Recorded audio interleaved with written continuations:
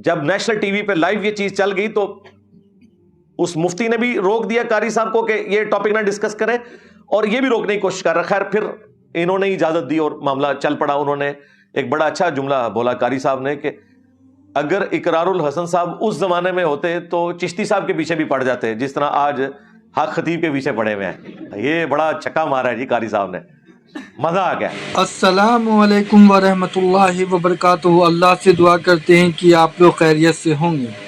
چشتی رسول اللہ پر میں نے قاری خلیل صاحب کو کال کر کے مبارکباد دی اور قاری صاحب نے ان کی منجی صحیح ٹھوکی. اس اینکر کا ذہنی توازن بگڑ چکا ہے.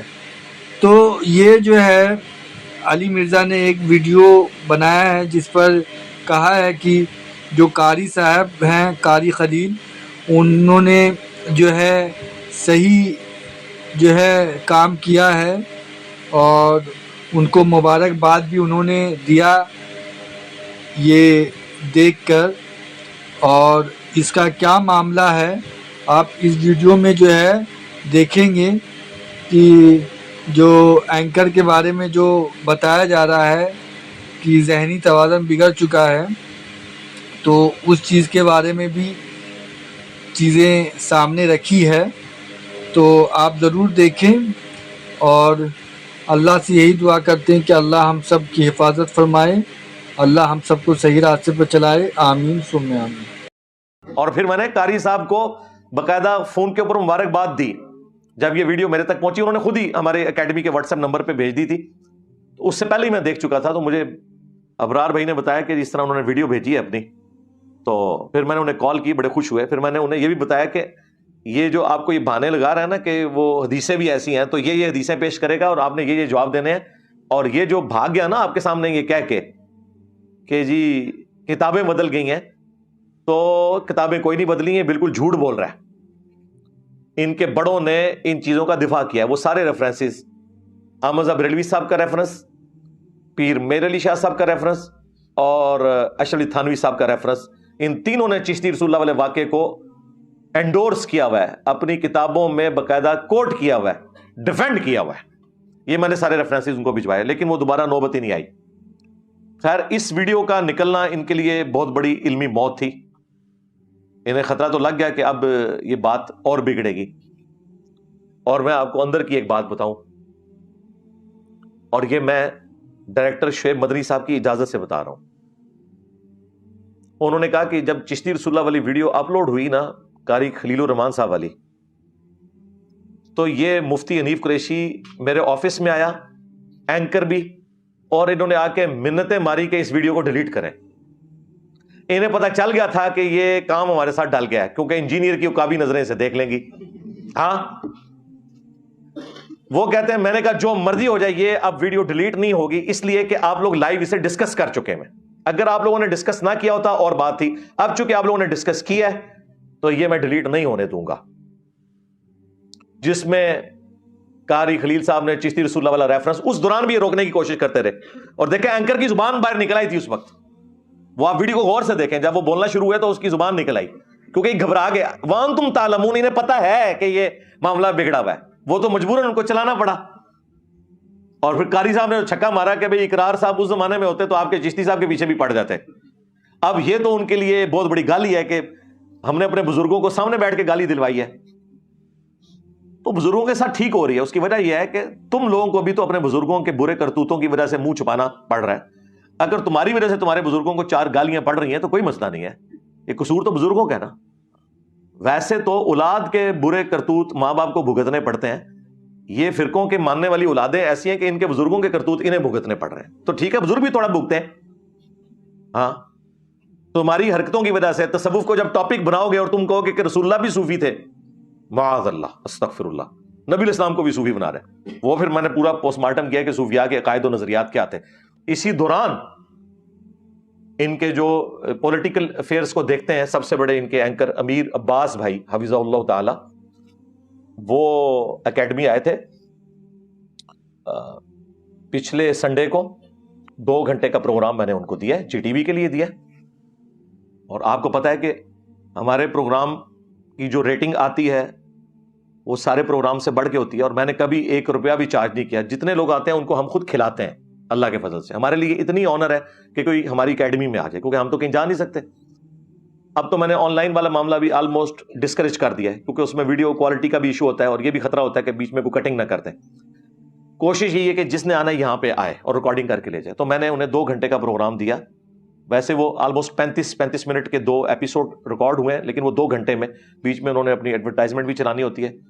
جی ٹی وی سے ہمارا کوئی اختلاف یا جھگڑا اس حوالے سے نہیں ہے. جب انہوں نے اپنے اینکر کی حرکتوں کی وجہ سے خود اس سے ہاتھ اٹھا لیا اور ہم سے بھی اور ہمارے اسٹوڈنٹ سے بھی معذرت کر لی، اس کے بعد میں نہیں سمجھتا کہ کوئی جی ٹی وی کے ساتھ ہمارا گلہ رہ گیا.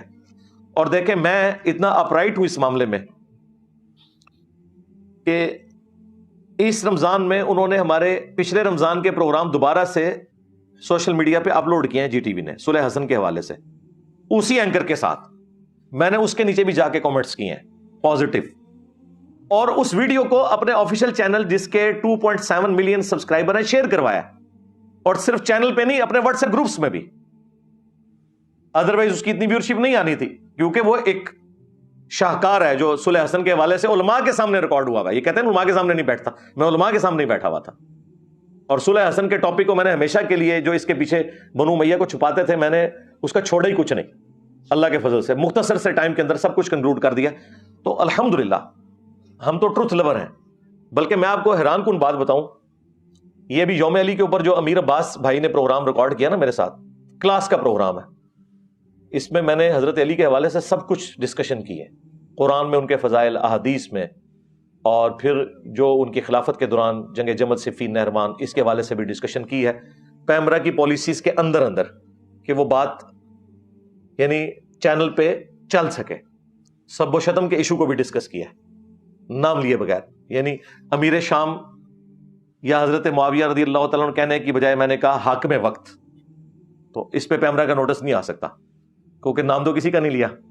تو اس طریقے سے میں نے بڑے طریقے سے، مجھے پتا ہے کہ ٹی وی چینلز کے اوپر بات کو ایک مینیجیبل فارم میں بیان کرنا ہوتا ہے. ادروائز تو آپ کو پتا ہے دوسری طرف کے لوگ بیٹھے ہوئے ہیں، بہانے بناتے ہیں وہ پروگراموں کو ڈیلیٹ کروانے کے. تو اب یہ جب پروگرام یوم علی پہ ریکارڈ ہونا تھا نا، تو مجھے ان کے ڈائریکٹر صاحب نے کہا کہ پروگرام میں نے ریکارڈ کرنا ہے تو میں امیر عباس صاحب کو بھیجوں گا جو ہمارے پولیٹیکل افیئرس کو دیکھتے ہیں. لیکن انہوں نے زبردست طریقے سے کنڈکٹ کیا. میں کہتا ہوں کوئی مذہبی آدمی بھی ویسا پروگرام نہیں کنڈکٹ کر سکتا. ظاہر یہ فن ہے نا، جیسے مولویوں سے دین بیان نہیں ہو رہا ہے، ایک انجینئر کر رہا ہے، ڈاکٹر کر رہا ہے. وہاں پہ مجھے اندازہ ہوا کہ پڑھا لکھا بندہ پڑھا لکھا ہی ہوتا ہے، خواہ وہ پولیٹیکل افیئرس کو چلا رہا ہو، خواہ وہ مذہبی معاملات کو کوشچن ہی کرنے تھے. انہوں نے اپنا تو کوئی اوپینین نہیں دینا تھا. بڑے اچھے طریقے سے کنڈکٹ کیا. تو مجھے جب شعیب مدنی صاحب جو ان کے ڈائریکٹر، انہوں نے کہا کہ یہ پروگرام ہم نے آپ کے ساتھ ریکارڈ کرنا ہے، میں نے کہا جی ضرور کریں. انہوں نے کہا جی ہم اینکر یہ والا بھیجیں. میں نے کہا مجھے کوئی اعتراض نہیں ہے، آپ اس شرارتی اینکر کو بھی بھیج دیں نا تو میں اسے بھی پروگرام دے دوں گا، کیونکہ میں تو جی ٹی وی کو پروگرام دے رہا ہوں.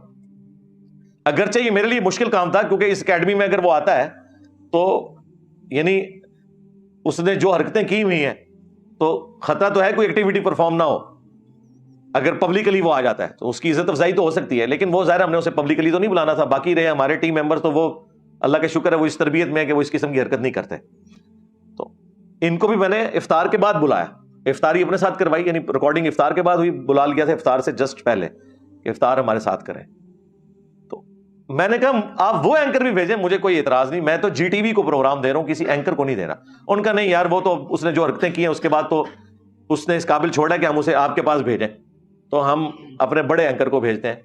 تو وہ انہوں نے بھیجا. مستقبل میں بھی اس طریقے سے باقی جو ٹی وی چینلز ہیں، اگر ان کا کوئی اینکر کوئی غلط حرکت کرتا ہے تو وہ اس کا ذمہ دار وہ خود ہے. باقی ٹی وی چینلز کے ساتھ ہمارا کوئی اس طرح کا معاملہ نہیں ہے، کیونکہ ہم ان سے پیسے تو نہیں لیتے، مفت انہیں پروگرام دیتے ہیں اور چاہتے ہیں کہ بڑے لیول کے اوپر آواز پہنچے ان کے چینل کے ذریعے بھی. اگرچہ ہمارے سوشل میڈیا پلیٹ فارم کی آواز سب سے زیادہ توانا ہے، اس کے باوجود چلیں ایک وہ بھی موڈ ہے، لوگوں کی خواہش ہوتی ہے کہ ٹی وی چینلز کے ذریعے بھی بات جاننی چاہیے. اور اس میں بعض اوقات ایسی چیزیں بھی آتی ہیں کہ جو ظاہر ہے کہ ہماری پالیسی سے ٹکراتی ہیں، لیکن چونکہ ایک مجبوری والا معاملہ ہے، یعنی اگر میں خود پروگرام چلوا رہا ہوں تو میں تو اس میں کوئی یعنی عورتوں کا اشتہار تو نہیں چلواؤں گا، اس طرح کے معاملات نہیں کروں گا. لیکن وہ ٹی وی چینلز کا اپنا مسئلہ ہے، اس کی وجہ سے ہم پروگرام دینا نہیں چھوڑ سکتے. پروگرام اپنی جگہ، اس کے فائدے اپنی جگہ موجود ہیں. چلیں یہ میں نے ایک اوور آل پکچر آپ کے سامنے رکھ دی کہ اب یہ جو ڈراپ سین اس پورے ایپیسوڈ کا ہونا تھا وہ تو ہو گیا. اللہ کے فضل سے جو انہوں نے بزرگوں کے ساتھ کروانی تھی وہ کروا لی, جو اس غبارے میں ہوا بھری ہوئی تھی وہ نکل گئی. اب اس چیپٹر کو کلوز کر دیں آئندہ کے لیے.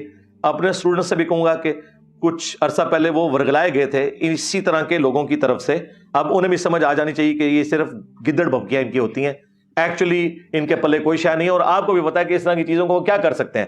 زیادہ ان کے پاس جواب یہ ہے کہ بزرگوں کی کتابیں بدل گئی ہیں. اب وہ بھی جواب میں نے ان سے لے لیا ہے کہ نہیں, تم تو مناظروں میں ویڈیو میں دفاع کرتے ہوئے نظر آ رہے ہو, اور تمہارے مرے ہوئے بزرگ تو اپنی کتابوں میں دفاع کر کے گئے ہیں, ان کی کتابیں بھی چھپ رہی ہیں, اور یہ جن کو تم کہہ رہے ہو تبدیل ہو گئے ہیں ان کی کتابیں بھی چھپ رہی ہیں, اور ان کی حرام کی کمائیاں تمہارے بزرگ کھا رہے ہیں. بتاؤ وہ کمائیاں کھانے والوں کے اوپر کیا حکم لگاؤ گے؟ اب مجھے بتائیں, ایک بندے کو میں ادھر سے بھی بلاک کر دوں, ادھر سے بھی, سامنے سے بھی, آگے سے بھی, پیچھے سے بھی, اوپر سے بھی, نیچے سے بھی, تو اس کے بعد کیا ہونا ہے؟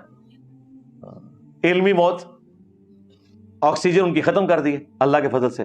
اس کی وجہ سے آپ دیکھ رہے ہیں اس کا ذہنی توازن اب بگڑ چکا ہے بالکل مکمل طور پہ. یعنی کوئی دینی انسان اس طریقے سے ریئیکٹ نہیں کرتا. اور اگر یہ سمجھتے ہیں کہ مجھے اس سے کوئی تکلیف ہوتی ہے, نہیں جی, یہ ویڈیوز جتنی بنتی ہیں نا میرے جوش میں اور اضافہ ہوتا ہے, میرا تو خون بڑھتا ہے کہ بھائی میرا تیر صحیح نشانے پہ جا کے لگا. ہاں, لوگ اپنے خلاف کامنٹس پڑھ کے نا ڈپریس ہوتے ہیں. ان جیسے لوگ میرے خلاف ویڈیوز بھی آ جائے نا, میں کہتا ہوں کہ مجھے ڈسکس کریں تاکہ آپ کی پبلک پوچھے کہ انجینئر کون ہے جس نے تمہاری راتوں کی نیندیں حرام کی ہیں, پھر وہ ہمارے ذریعے رسول اللہ کے ساتھ جڑ جائیں گے انشاءاللہ صلی اللہ علیہ وآلہ وسلم. ورنہ مجھے بتائیں میں اتنی پبلک کو کس طریقے سے دعوت پہنچا سکتا تھا اپنے چھوٹے سے پلیٹ فارم سے. آپ میں سے ذرا ریئل ٹائم لوگ ہاتھ کھڑا کریں نا, کتنے لوگ اس پلیٹ فارم سے جڑنے سے پہلے بریلوی, دیوبندی, اہل حدیث یا شیعہ تھے؟ تو اور آپ میں سے کتنے لوگ ہیں جنہیں میرا تعارف نیگیٹو ہوا تھا شروع میں کہ یہ بڑی پیڑی شے آئی ہے؟ ہاں, تو یہ دیکھ لیں, یہ ان لوگوں کی مہربانی ہے الحمدللہ. تو ہم نہیں چاہتے یہ اس طریقے سے بولتے رہے, عوام خود فیصلہ کرے گی اللہ کے فضل سے.